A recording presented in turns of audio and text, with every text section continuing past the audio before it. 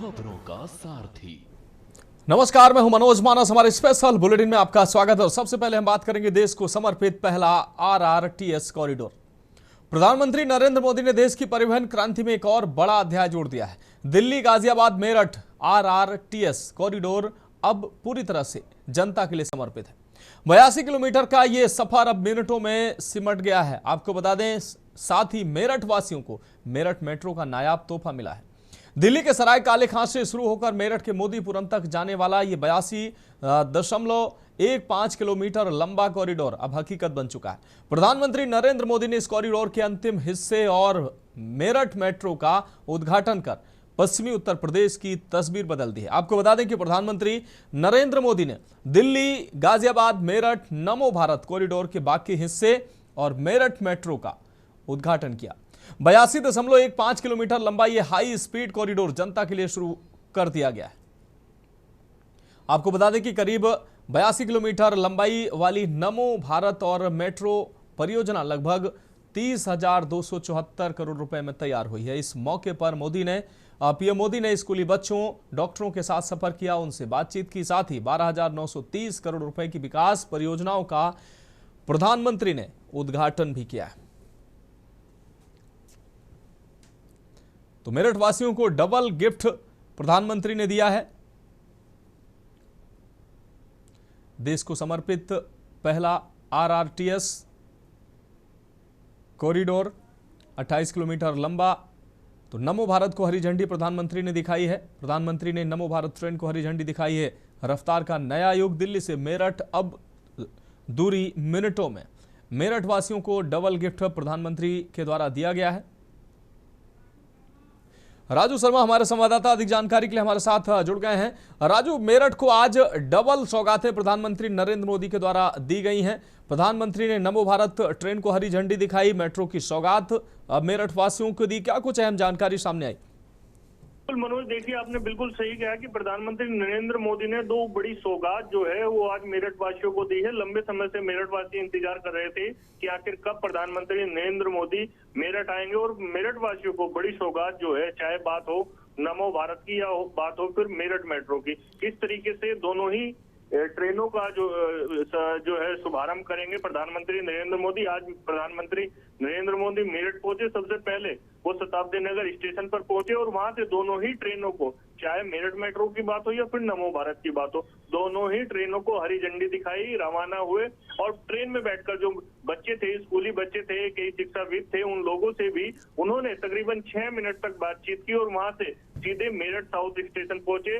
Train में बैठकर, metro में बैठकर वहां पहुंचे और वहां से सीधा जनसभा स्थल पर पहुंचे। 1 लाख लोगों की जनसभा का प्रोग्राम था। वहां पर 1 लाख लोगों को संबोधित करते हुए प्रधानमंत्री नरेंद्र मोदी नजर आए। दोनों ही बड़ी सौगात आज मेरठ वासियों को सौंपी है। इन दोनों ही सौगातों के बाद मेरठ के विकास को कहीं ना कहीं पंख लगते हुए नजर आएंगे और जो ग्रोथ है मेरठ की और बड़ी तेजी से बढ़ती हुई नजर आएगी। उद्योग में भी लगातार अब यहाँ पर बढ़ावा होगा, क्योंकि दिल्ली से मेरठ का सफर अब घंटों का नहीं, केवल मिनटों का रह गया है। अब 45 मिनट में मात्र आप सराय काले खां से मेरठ और फिर मेरठ के मोदीपुरम से सराय काले खां पहुंच पाएंगे। जो घंटों का काम था, जाम से तमाम लोगों को जूझना पड़ता था, अब वो समस्या सब समाप्त हो गई है। दोनों ही ट्रेनों का आज शुभारंभ प्रधानमंत्री नरेंद्र मोदी ने किया है। हालांकि मंच से उन्होंने कांग्रेस पर भी बड़े आरोप प्रत्यारोप लगाया है। साफ तौर पर कहते हुए नजर आए हैं कि 2014 से पहले मेरठ की पहचान गैंगवार के नाम से होती थी, क्राइम कैपिटल के नाम से होती थी, लेकिन अब मेरठ की पहचान विकास के नाम पर होती है। मेरठ अब विकास के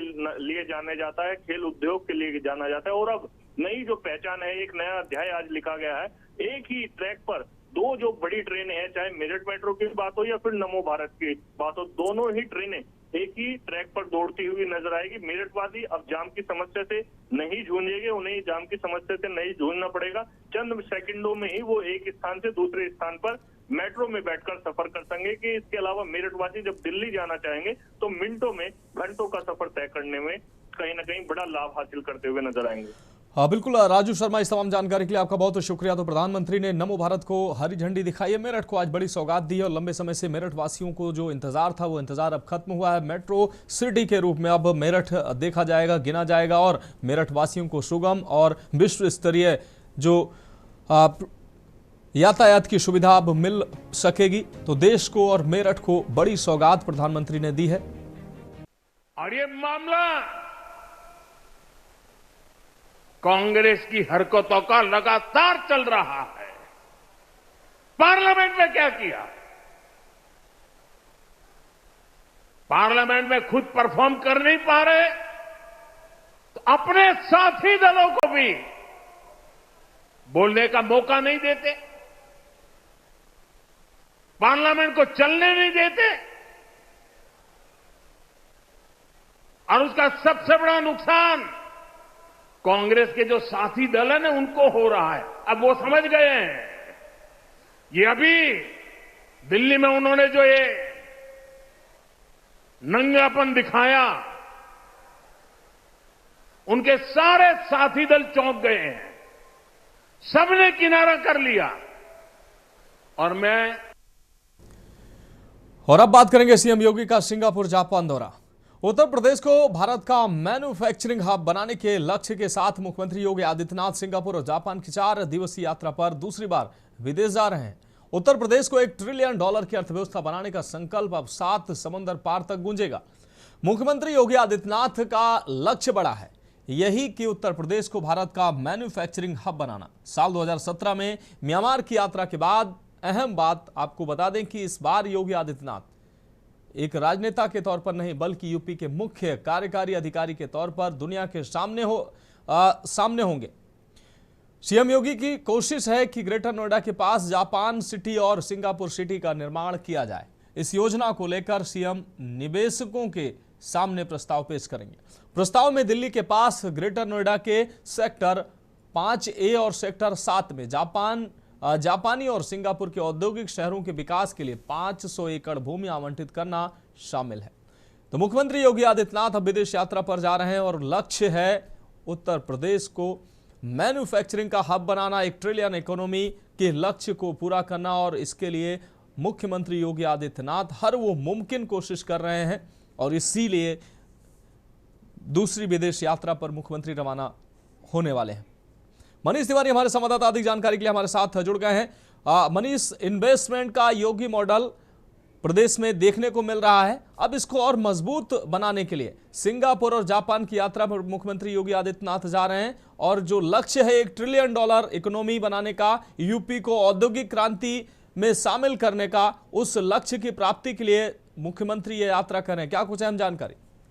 जी बिल्कुल, देखा जाए जिस प्रकार से उत्तर प्रदेश सरकार जो है $1 ट्रिलियन की इकोनॉमी को जो है 2047 तक जो एक विजन है और उस विजन को लगातार पूरा करने के लिए जो है सरकार के द्वारा काफी सारे जो है कदम अब तक बढ़ाए जा चुके हैं, जिसमें देखा जा सकता है कि अगर इन्वेस्टमेंट की बात की जाए तो जिस प्रकार से जो है एमयू साइन किए गए हैं, लाखों करोड़ के जो सरकार के द्वारा बताया जा रहा है कि लाखों करोड़ के जो है अब तक एमयू साइन हो चुके हैं। लगातार जो है यहाँ पर उद्योग उत्तर प्रदेश में लगातार बढ़ते जा रहे हैं, जिससे कि बेरोजगारी दूर होती है। जिस प्रकार से देखा जाए कि अब उत्तर प्रदेश के मुख्यमंत्री जापान के दौरे पर आज जाएंगे और जिस प्रकार से जो निवेश को लेकर के जो बताया जाए कि उत्तर प्रदेश में निवेश को और बढ़ावा मिले और वहां पर जो है कई उनकी वहां पर मीटिंगें हैं, मीटिंगों के दौरान किस प्रकार से जो है वहां के निवेश को जो है उत्तर प्रदेश लाया जाए। साथ ही साथ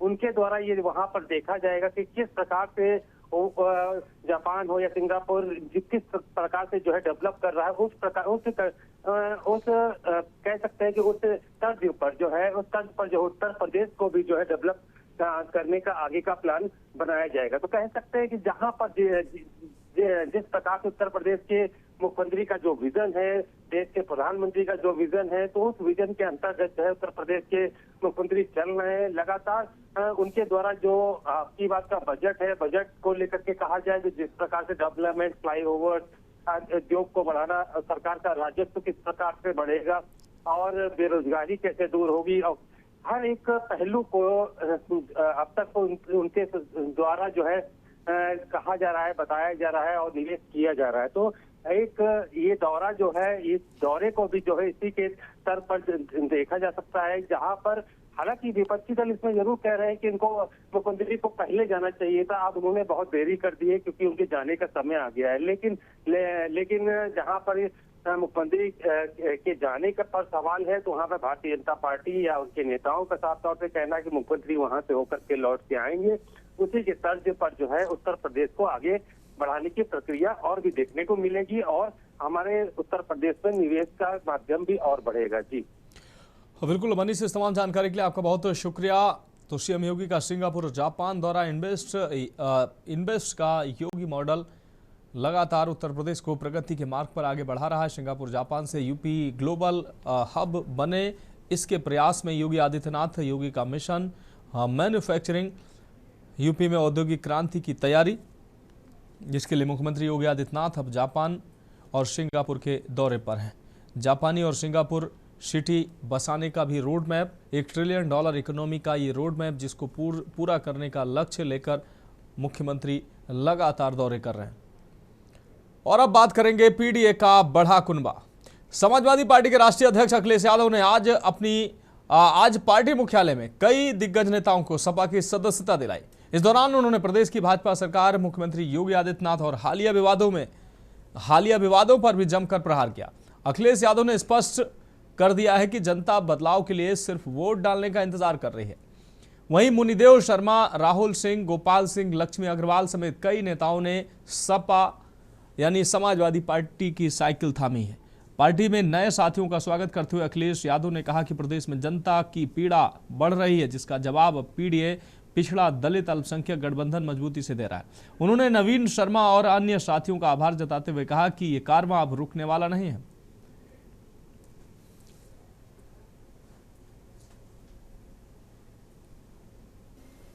हम लोग ऑफर देते हैं, वो वापस रिवाइव करते हैं ऑफर दोबारा, 100 विधायक लाइए और मुख्यमंत्री बन जाइए। तो ले आए 100 विधायक, मन तो दोनों का ही है। जो लाएगा वो पाएगा, जो नहीं लाएगा वो क्या पाएगा। 100 का ऑफर फिर हो गया, इससे अच्छा वो क्या मिलेगा। हाँ, 1 हफ्ते के लिए फिर ऑफर खत्म। अध्यक्ष जी, जो लखनऊ में लोगों को दूषित पानी जो है पीने योग्य मिल रहा है, पीने वाला जो पानी दूषित मिलता है। कि इस मंच पर एक आश्वासन देना चाहूंगा कि जब मौसम अच्छा रहेगा तब भी हम समाजवादी पार्टी के साथ रहेंगे, और कभी आंधियां भी होंगी और हमारे विपरीत स्थितियां भी होंगी तब भी हम आजीवन समाजवादी पार्टी के साथ रहेंगे।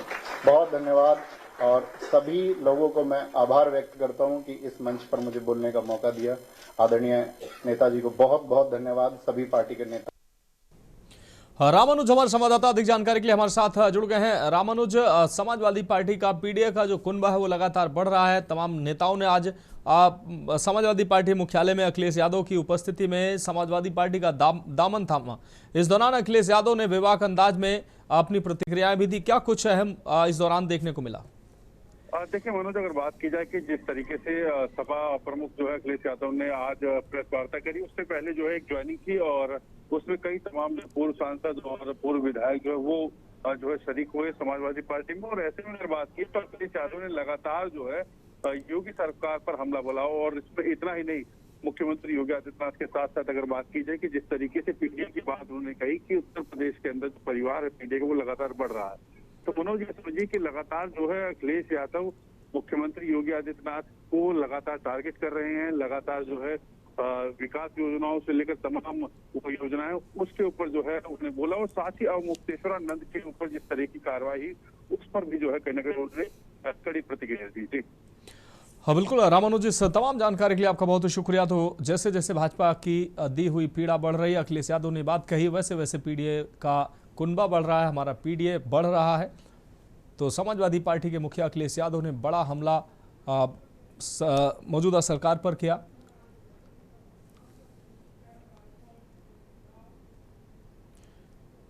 और अब बात करेंगे जोया की नई कहानी, धर्म परिवर्तन की चेतावनी। सोशल मीडिया पर अपने विवादित बयानों और वीडियो के लिए जानी जाने वाली जोया खान एक बार फिर सुर्खियों में है। रमजान के मुकद्दस महीने में जोया द्वारा साझा किए गए एक वीडियो ने समुदाय विशेष में आक्रोश पैदा कर दिया है, जिससे इलाके में तनाव की स्थिति बन गई है। बाराबंकी की रहने वाली जोया खान ने अपने सोशल मीडिया अकाउंट से एक नया वीडियो पोस्ट किया। इस वीडियो में उन्होंने मस्जिद के भीतर तरावी की नमाज के दौरान कुछ शरारती तत्वों द्वारा की गई हरकतों का जिक्र किया। जोया ने उन हरकतों की तुलना अपने द्वारा बनाए जाने वाले वीडियो से करते हुए सवाल खड़े किए कि जिसे लेकर मुस्लिम समुदाय के लोगों ने कड़ा ऐतराज जताया।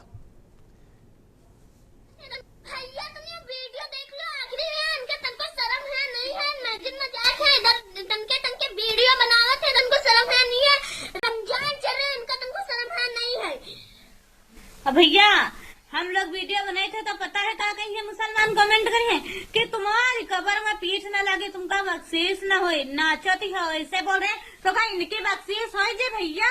यो बताओ, जन्नत में जी है सीधा कहा, ऐसे बोल रहे हैं ये लोग। तो जोया खान का नया वीडियो सामने आया जिसको लेकर विवाद खड़ा हो गया है। रमजान के पाक महीने में वायरल इस वीडियो के बाद लगातार प्रतिक्रियाओं का दौर शुरू हो गया। धर्म परिवर्तन की चेतावनी जोया खान ने वीडियो बनाकर दिया है।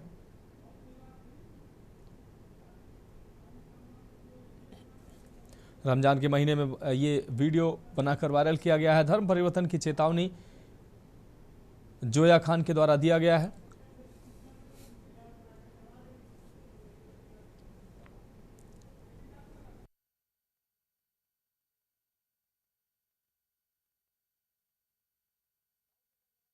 अधिक जानकारी के लिए हमारे साथ जुड़ गए हैं राहुल। जोया खान का नया वीडियो सामने आया है जिसको लेकर विवाद खड़ा हो गया। रमजान के महीने में बनाया गया वीडियो जिसमें साफ तौर पर कमेंट जो है जोया खान ने कहा है कि उनके ऊपर कमेंट किए जाते हैं कि वो वीडियो बनाते हैं इसलिए वो धर्म परिवर्तन कर सकती हैं।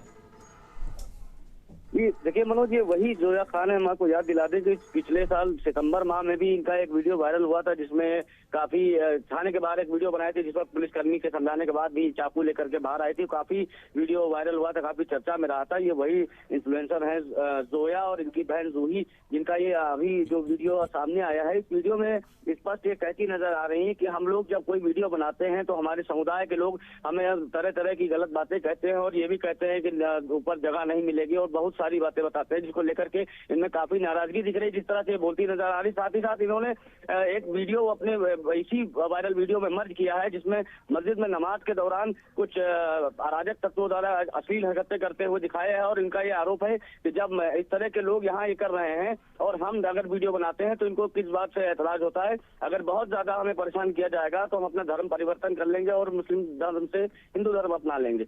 इस विषय में मनोज अभी तक कोई ऐसी तहरीर तो नहीं पुलिस को प्राप्त हुई, ना ही कोई शिकायती पत्र आया है। लेकिन कहीं ना कहीं देखा जाए तो रमजान के पाक महीने में इस तरह की वीडियो वायरल होना कहीं ना कहीं समाज में बड़ा खराब संदेश भेजेगा मनोज।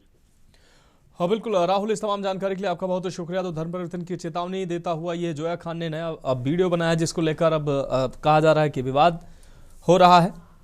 रमजान के महीने में बनाया गया ये वीडियो कहीं ना कहीं चर्चाओं का अब विषय बना हुआ है।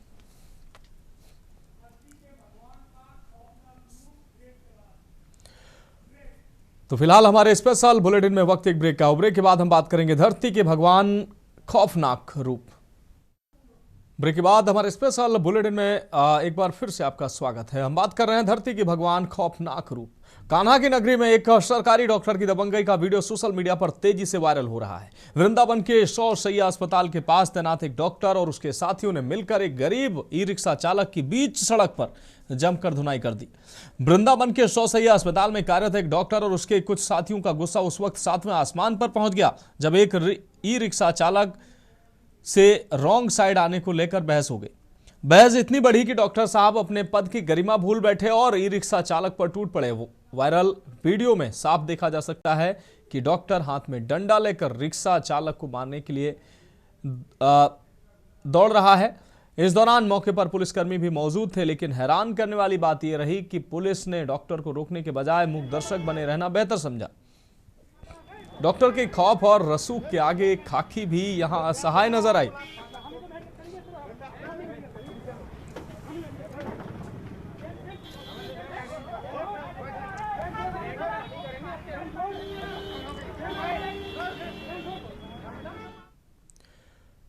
तो बीच सड़क पर ई रिक्शा को पीटते नजर आ रहे हैं धरती के भगवान, इनको कहा जाता है। डंडा लेकर ई रिक्शा चालक को दौड़ाते नजर आए और धरती के भगवान का ये खौफनाक रूप आप देखिए। और अब बात जैश कमांडर सहित 2 आतंकियों के ढेर होने की। किश्तवाड़ के छात्रू क्षेत्र में सुरक्षा बलों और जैश ए मोहम्मद के आतंकवादियों के बीच मुठभेड़ हुई है, जिसमें शीर्ष कमांडर समेत 2 आतंकवादी मारे गए। संयुक्त ऑपरेशन अभी भी जारी है। अधिकारियों के अनुसार यह एनकाउंटर तब शुरू हुआ जब सेना ने छात्रू के जंगलों में सर्च ऑपरेशन चलाया। उन्हें 2 संदिग्ध आतंकवादियों के इलाके में होने की सूचना मिली थी। सूत्रों के अनुसार कमांडर ने पहले भी कई बार सुरक्षा बलों को चकमा दिया था। मुठभेड़ के दौरान आतंकियों की ओर से भारी गोलाबारी की गई, लेकिन सुरक्षा बलों ने त्वरित कार्रवाई करते हुए आतंकियों को ठिकाने लगाया। इस संयुक्त ऑपरेशन में जम्मू और कश्मीर पुलिस, भारतीय सेना, आरपीएफ, सीआरपीएफ और 2 पैरा फोर्स शामिल थे। सेना के व्हाइट नाइट कोर ने बताया कि सुरक्षा बलों ने रणनीतिक सटीकता और पूर्ण समन्वय के साथ मुठभेड़ स्थल पर नियंत्रण किया और इस कार्रवाई में 2 आतंकवादी सफलतापूर्वक उनको ढेर किया गया और उनके पास से 2 AK-47 राइफलें और 5 मैगजीन भी बरामद हुई।